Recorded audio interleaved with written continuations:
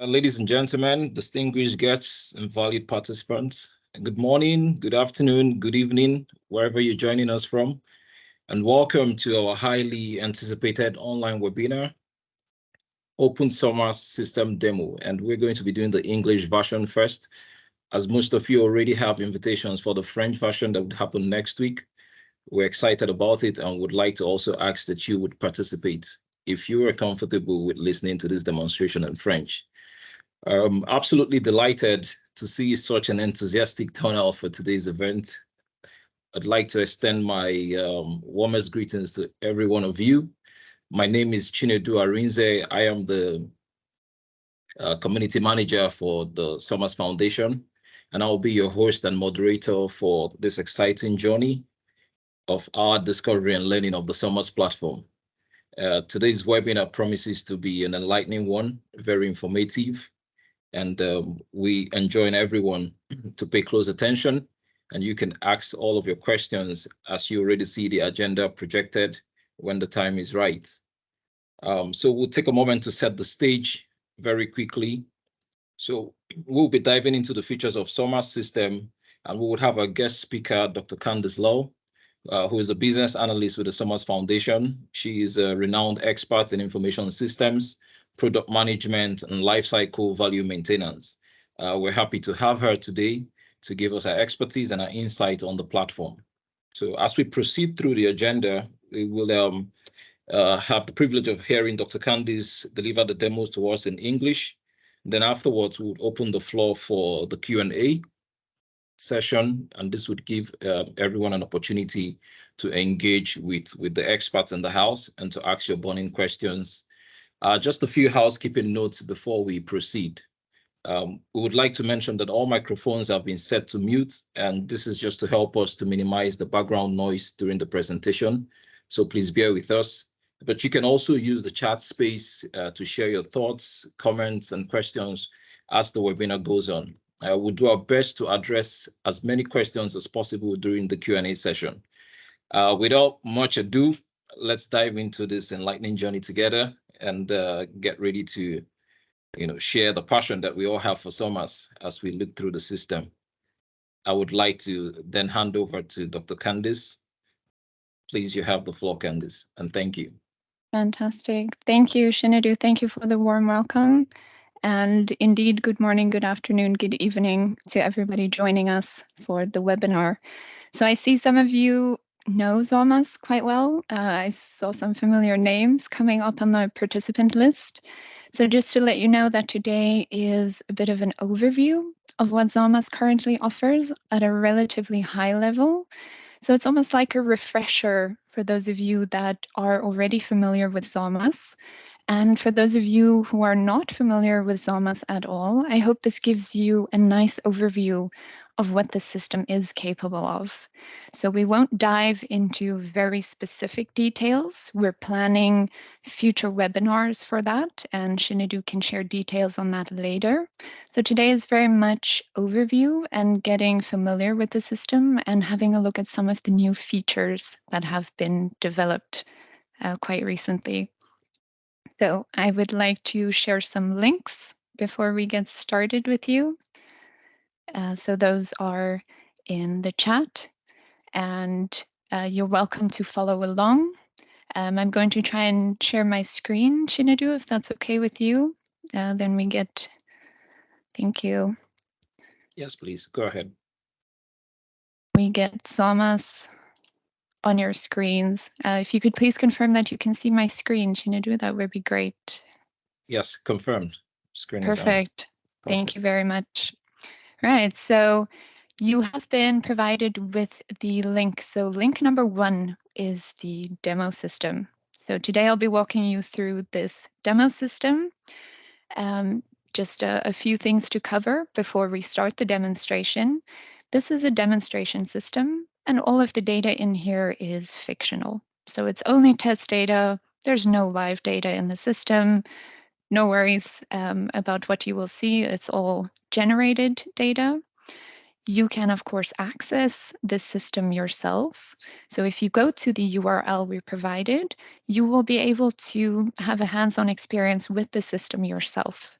So you're welcome to enter data, of course, but we ask you to also please keep it fictional. So do not enter real data, do not import real data, and please don't put your own data into the system, even if you have consent from yourself.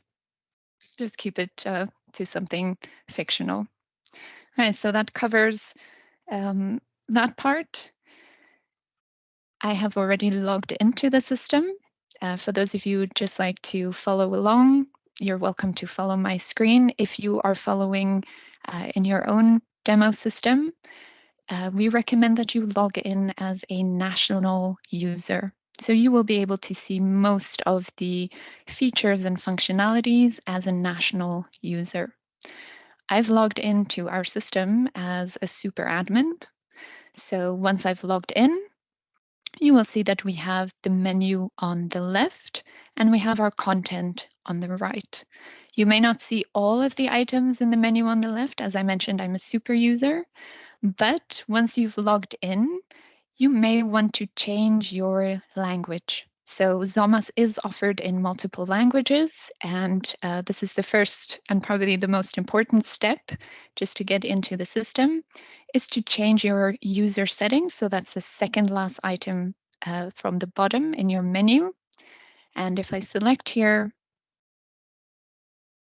we will be provided with our language dropdown. And from here, you are able to select your language of choice. And there's quite a nice selection. And thank you very much to many of our community volunteers who have been translating the SORMAS user interface for us. So this is one of the links that we have shared with you. This is the CrowdIn platform. We use CrowdIn to capture the words and the phrases that we have in the SORMAS user interface and have these recorded in different languages. These languages are then saved on the CrowdIn platform and sent back to the SORMAS user interface. So as soon as you have a fully translated language package, the specific words and phrases show up in the SORMAS user interface. So for demonstration purposes, I will leave this in English. However, you are welcome to choose your language of choice. As Chinedu mentioned, there will be a demonstration in French for those of you interested in that next week. So please sign up for that one. Right, so once you've selected your language, you will be seeing the dashboard. So we have main entities in SORMAS, cases, contacts, event participants, and these entities have samples associated with them.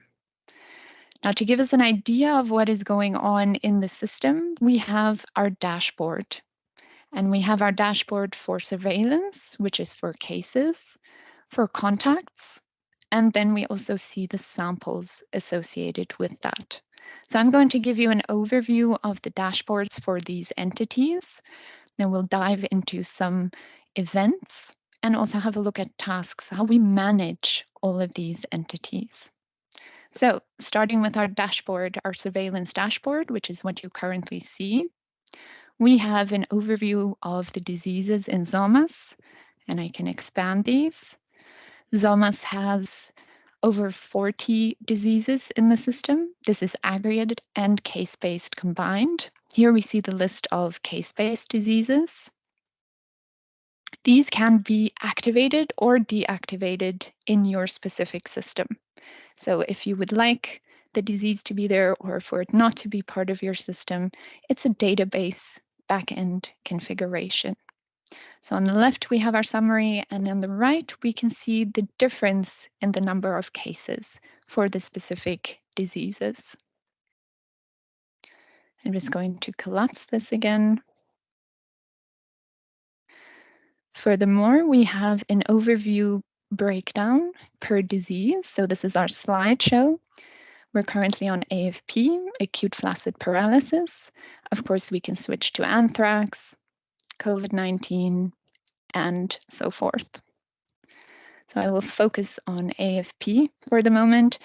We can see that we have 12 new cases in the system, and we can also see the case classification breakdown for these cases. We also have our additional summaries and statistics. However, the beautiful visual element that you see here is, of course, very useful in getting a very nice overview for this specific disease. This is our epidemiological curve. And for those of you who are slightly more technically inclined, this is an open source plugin, HighCharts, which we make use of. And on the right, we have the case status maps, which is the OpenStreetMap, which is also an open source component. So SORMAS itself is open source. For those of you not familiar with the term open source, it means that the source code has been published publicly. And this is where we have GitHub. So I'll just switch to GitHub. So if you navigate to GitHub, you will be able to see the SORMAS source code, the latest releases, what features are in there, and you would also be able to create issues, which are new feature requests, change requests, etc. This is open source, and it's open to you to join in on this. And so we've really tried to embrace this open source philosophy. SORMAS itself is open source, but our components that we make use of within SORMAS are also open source, such as HighCharts. So looking at the epi curve, we can see that it's interactive. And of course, it can also be expanded so that we have a bigger view. Very useful is also the export functionality, so we can print and download in various image or CSV and Excel formats. We can change our groupings. So if the statistics have to be delivered by day, we can group it by epi week we've seen, and we also can do that by month for bigger picture view. And we can also change the statistics that we would like to display.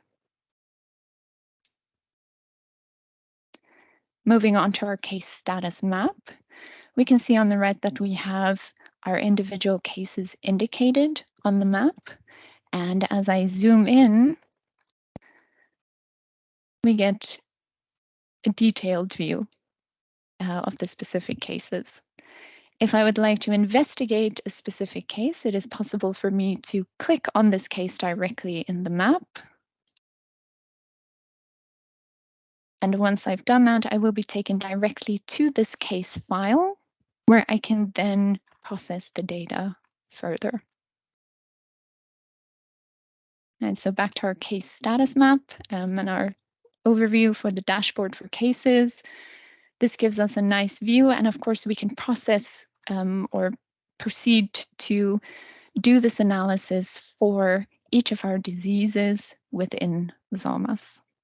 So this gives you an overview of the cases or surveillance dashboard. So just a reminder that we'll be taking the questions at the end, so I won't be pausing for questions now. If you have any questions, please feel free to also write them in the chat. Or if you think about something later, of course, there's the SORMAS community, and we are open to your questions at any time. So please feel free to reach out to us there. So we've had a look at the case dashboard. Of course, within SORMAS, we also have contacts. So I'll have a look at the contacts dashboard. So similar to our cases dashboard, we have an overview of what is going on in the system. I'm going to expand here. We have our diseases that have contacts and follow-up activated. So here we have a focus on follow-up. For those of you who are familiar with the concept of follow-up, the idea with follow-up is to try and interrupt disease or virus transmission chains.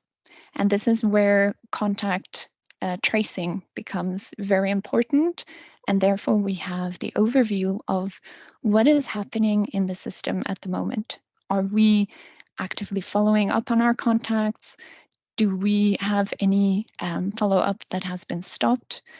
Of the ones that have been completed, how are the responses? So we have a very nice breakdown of our follow-up, in essence, our contact tracing activities on this dashboard.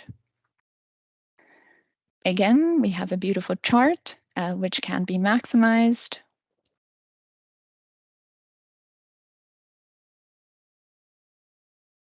And is interactive. And again, we can also export this in various formats. We have our different groupings.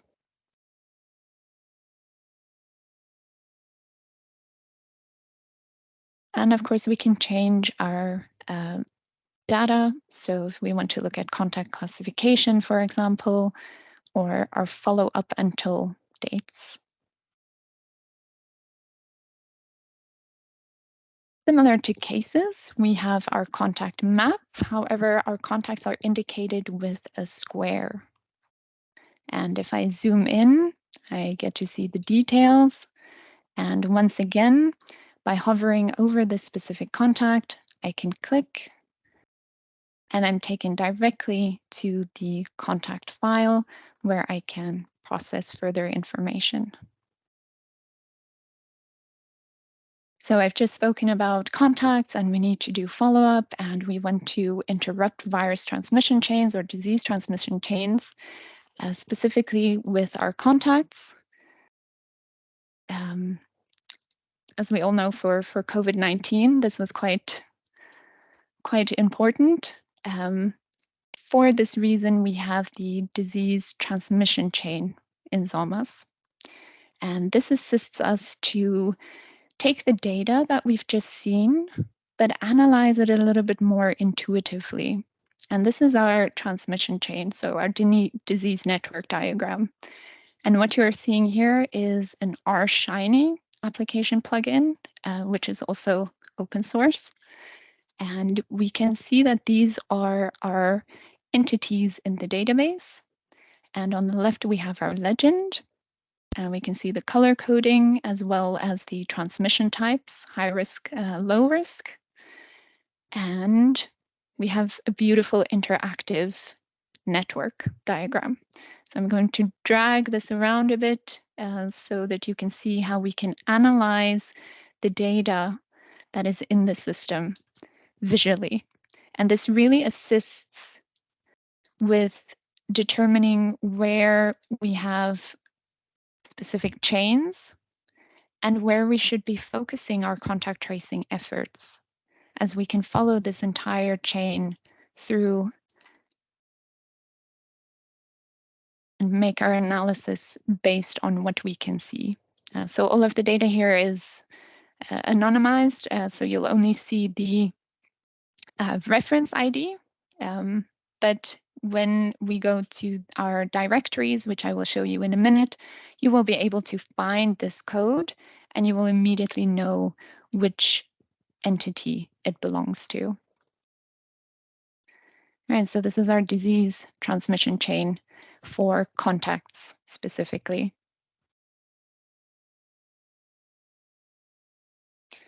All right, so back on the dashboard, we just had a look at the contacts dashboard and we had a look at the transmission chain for contacts. Our last dashboard that I would like to show you is the samples dashboard. So of course, there are certain samples, laboratory results, test results that go into SORMAS that can be captured and associated to the entities. It's quite useful to see what the status is of these on this dashboard. So here we can see our final laboratory results from our samples, the purpose of the sampling, test results that we have, shipment status, and specimen condition. Similar to the other dashboards, we see that we have our results chart. And again, we can change our groupings, maximize the window, and export. And similarly, we have the entities indicated on our map.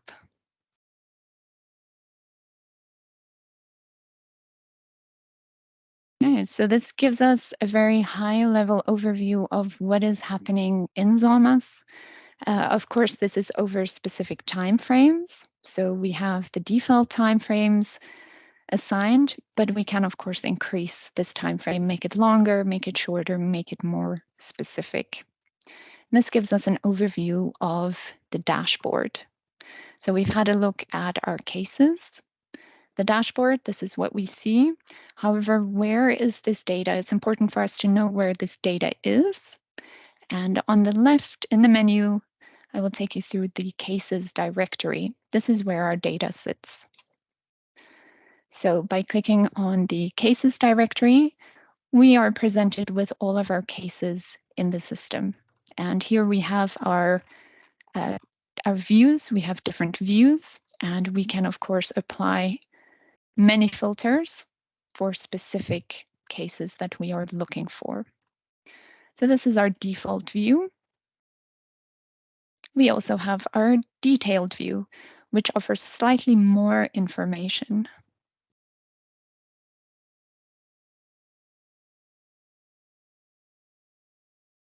Of course, it is possible to import and export the data, but it is also possible to create a single case right from the user interface. Right, so now we've seen the data that is associated with our surveillance dashboard. The next dashboard we had a look at was our contacts dashboard, and the data in the contacts dashboard originates from our contacts directory. So just an overview of our contacts directory. We have, again, our filters that we can use to find specific contacts. And we have our table with the data. We also have a detailed view, which again provides additional information in our table. And specifically for our contacts, as we saw, we have follow-up. So following up could be physical visits to a contact and registering their symptoms, or giving them a phone call. And in some cases, it's also possible to connect an external symptom diary to SORMAS. So here we can see that we have a contact, and we have connected the symptom diary to this patient, which means that they are sending their own symptoms to SORMAS via a mobile application. And this contact has sent their information to us. Through the mobile application, we can see the little mobile phone image. And on this specific day, they had signs or symptoms. However, the day thereafter, when they were sending us the same symptoms through the same application, they no longer had these symptoms, and therefore the block is green.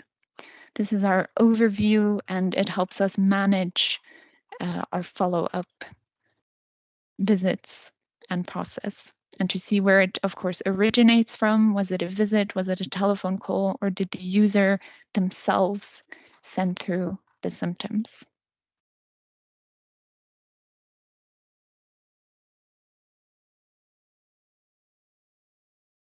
Right, and of course we have our samples. So on our dashboard, we had a look at surveillance cases and our cases directory, as well as our contacts dashboard. And we just had a look at our contacts directory. And the last one we had a look at was our samples. So we jumped to our samples directory. And here we see very similar, a list, of course, with our filters and our samples that are currently in the system.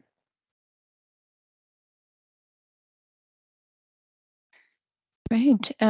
Of course, sometimes we have groupings of cases, contacts, and sometimes just event participants who are neither cases nor contacts, but we need to keep track of them. This is where we have our groupings known as events. And this is our third entity in SORMAS, our event participants. These are individuals who have taken part in some, let's say, event, for lack of a better word, a grouping, a get-together, a festival, whatever it would be. And this is our directory where we can capture these events that need to be investigated. So if I open one of these events, we can see that we capture the actual data on the event. But of course, we have our event participants. And this is where we can capture these individuals. This could be an existing case in SORMAS, an existing contact in SORMAS, or a completely new entity, the event participant. In the event of it being an event where there has been reports of a case, we could then directly create a case from this specific entity. There's no need to create the event participant and then go to cases and create a new case. We can go directly from the event participant while we are investigating this event and create a case directly from here. So SORMAS helps us to manage these entities seamlessly, independent of the type. And of course, there are some actions that we can do for specific events. So this is our event overview. Specific actions that the investigating teams may follow can be listed. And of course, we can group these events by type, and it makes it a little bit easier for those with a certain specialization to keep track. All right, so we've spoken about our cases, contacts, we've seen the samples, we now know about events and event participants. How do we keep track of all of this in SORMAS? That's where persons comes in.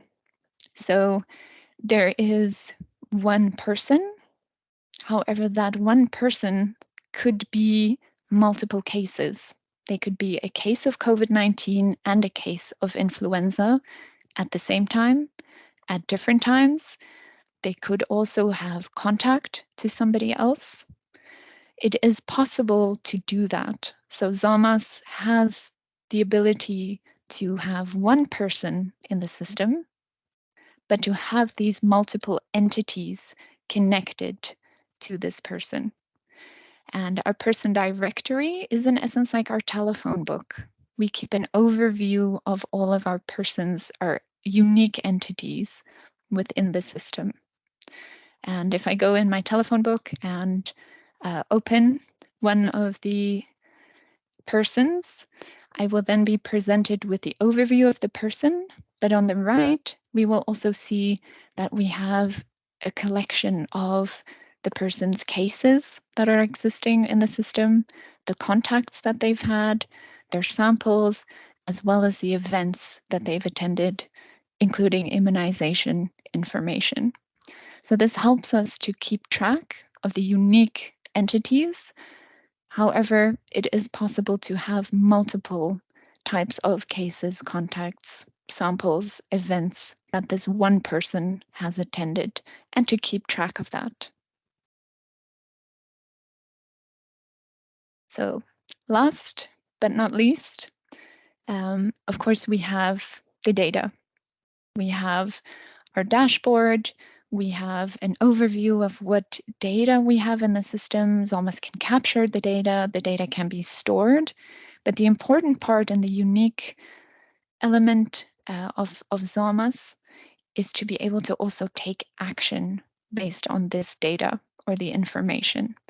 And this is all within the same system. So from our task management view, we are able to manage these different entities, cases, contacts, events, general. The tasks element brings the management element into SORMAS, which makes it not just a data capturing software, but also a outbreak management system. And this is our tasks directory. So here we can see similar layout as our other directories. We have our filters that we can assign.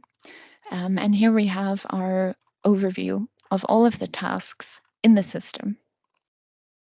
So I can filter these to specific tasks for the officer, for example, or I can have a look at my own tasks specifically.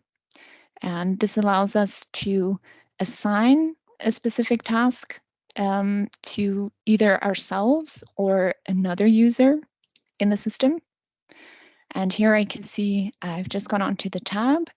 What are my tasks for today? So as a user of the SORMAS system, I would typically log in, have a look at the dashboard. What is going on today? What is the situation in the country? And then I would move on to my tasks and work through my list of tasks. So I'll just open this one to give you an idea of the scope of the tasks in SORMAS. So of course, every task has a context. So here we can see that we can assign that. Currently it's general. And I have my suggested start date, the due date, priority, it's assigned to my current user, the comments, and of course the task status. So as soon as I start working, I can hit in progress, and I can also have another user within the system observe the progress of this specific task. So at the moment, the surveillance officer is viewing my task and is able to see how things are progressing without having to send me an email, without having to write an instant message, just saving a little bit of extra noise on the side because this is already within the system.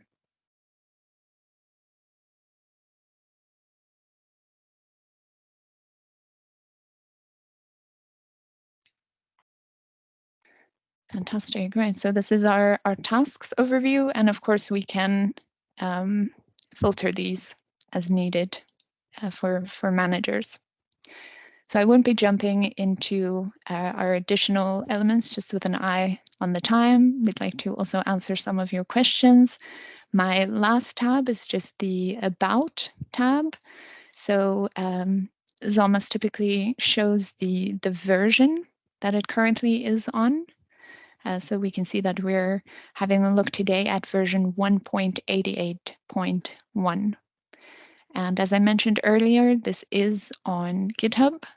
So you will be able to see the releases on GitHub and follow along with what is coming in the next release. So on the right here, we can see the releases, and within these, you will find a description of what has been done for the specific release, the specific version. And it also gives an idea of what to expect. So this is our upcoming version 1.89.0. And here we have the history and what was done in previous versions in plain English. So do not worry, this is not source code. You do not have to be a software engineer to understand this. This is in plain English. And with that, I would like to thank you for your attention. And I think I can hand back over to Chinedu.